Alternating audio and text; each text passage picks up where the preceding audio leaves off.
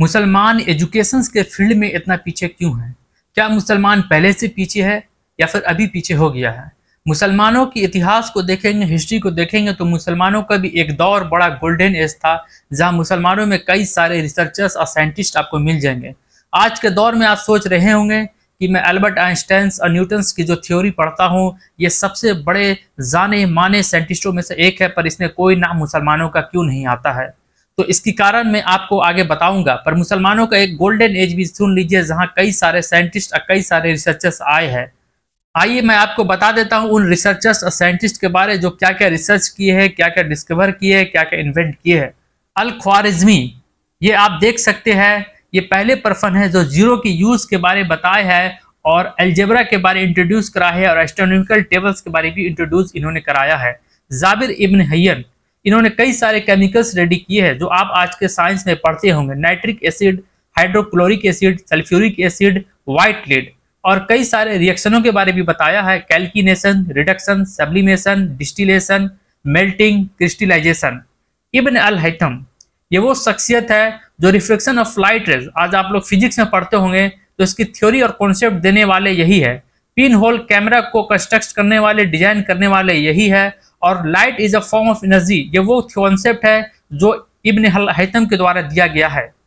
इब्न सीना, ये वो शख्सियत है जो बताए है कि एनर्जी का सोर्स हीट, लाइट, मैकेनिकल भी होता है, और ये फोर्स का concept vacuum, infinity, specific gravity और एयर थर्मोमीटर का भी यूज करने को बताया है। अल बिरूनी, इन्होंने एडवांस ट्रिग्नोमेट्री की प्रॉब्लम्स के बारे में बताया है और इन्होंने ये भी बताया है कि साउंड से भी ज्यादा फास्ट लाइट है।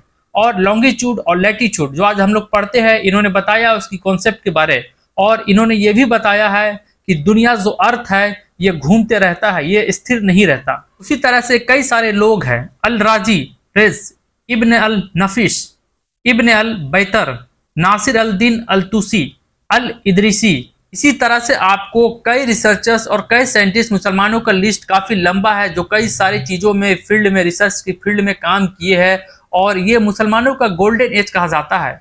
पर ऐसा क्या हो गया कि मुसलमानों का जो ये गोल्डन एज था बिल्कुल खत्म हो गया? मुसलमानों में रिसर्चर्स क्या नहीं पैदा हुए? फिर इन लोगों को कहाँ छोड़ दिया मुसलमान? जहाँ कई सारे फिजिशियन, केमिस्टियंस आप देखेंगे बहुत सारे फील्डों में इन्होंने रिसर्च लगातार करते रही। कई जगह फील्ड में इनका परचम ही रहा सिर्फ मुसलमानों का। आज के दौर पे आप देखेंगे तो 1901 से 2024 तक के 970 से ज्यादा नोबेल प्राइज बांटी गई है। पर मैं आपको बता दूं कि 215 करीबन के नोबेल प्राइज सिर्फ यहूदियों को मिला है, जबकि यहूदियों की संख्या देखेंगे तो 1.5 से 2 करोड़ ज्यादा से ज्यादा होगा। मगर इनकी नोबेल प्राइज की परसेंटेज देखेंगे तो 22% आता है। 0.2% जो दुनिया की पॉपुलेशन है वो 22% इनका कब्जा नोबेल प्राइज का है, आप समझ सकते हैं।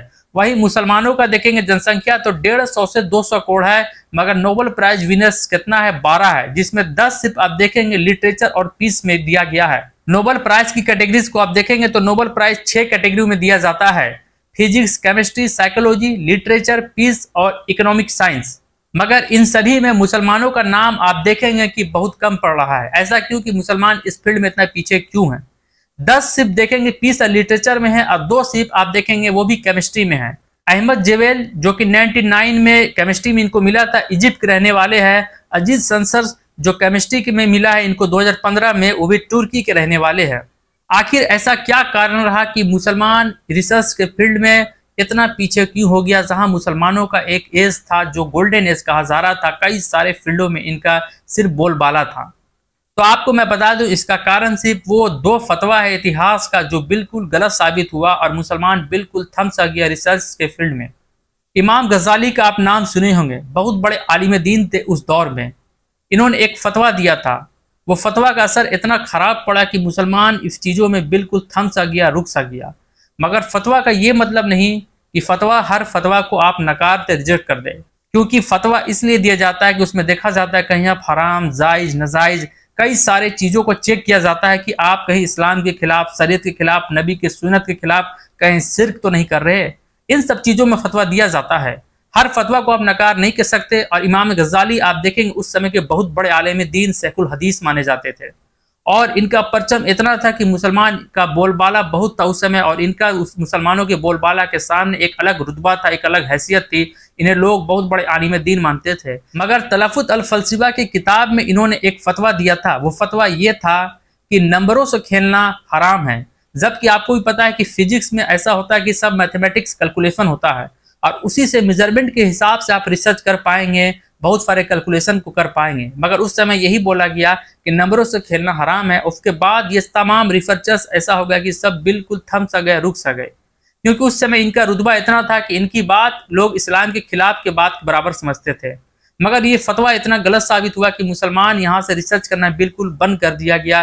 कई सारे रिसर्चर साइंटिस्ट को यहाँ बहुत सारी परेशानियां झेलने पड़ी, जिनके कारण मुसलमान अंत में ये हुआ कि वो रिसर्च करना बंद कर दिया और मुसलमानों का यहाँ से तरक्की का आप देखेंगे बिल्कुल थम सा गया, एक ब्रेक सा लग गया। और दूसरा मामला आपको बता दूं कि एक फतवा और दिया गया था। प्रिंटिंग प्रेस का जो इन्वेंशन गुटेनबर्ग के द्वारा 1440 में किया गया था और 1455 में कॉमर्शियल यूज में इनको लाया गया था। ये वो दौर था कि बहुत सारे बुक छपते और बहुत सारे लोगों पर डिस्ट्रीब्यूट होते, तब जाके लोगों का एजुकेशन इसमें बढ़ता। क्योंकि आज का हमारा जो ये दौर है कि आज हम मोबाइल से कोई भी पीडीएफ भेज देंगे, यहाँ से आप अमेरिका भेज देंगे, लंदन, दुबई, सऊदी, तमाम दुनिया की हर जगह भेज सकते हैं।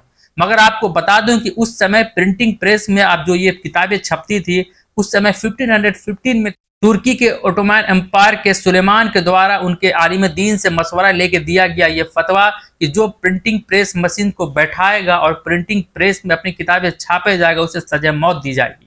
1515 का ये फतवा का असर इतना जबरदस्त पड़ा कि मुसलमानों की किताबें छपना बंद हो गई। अब जाहिर सी बात है, जब किताब नहीं छपेगी तो एजुकेशन शेयर कैसे हो पाएगा, लोगों तक कैसे पता चलेगा कि इसकी इल्म के बारे, एजुकेशन के बारे।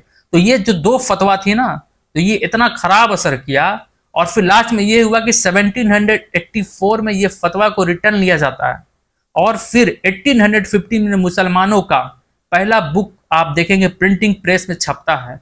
आप समझ सकते हैं 350 प्लस साल के बाद मुसलमान अपनी किताबों को छप रहा है, तो 350 साल में मुसलमान कितना पीछे आ गया।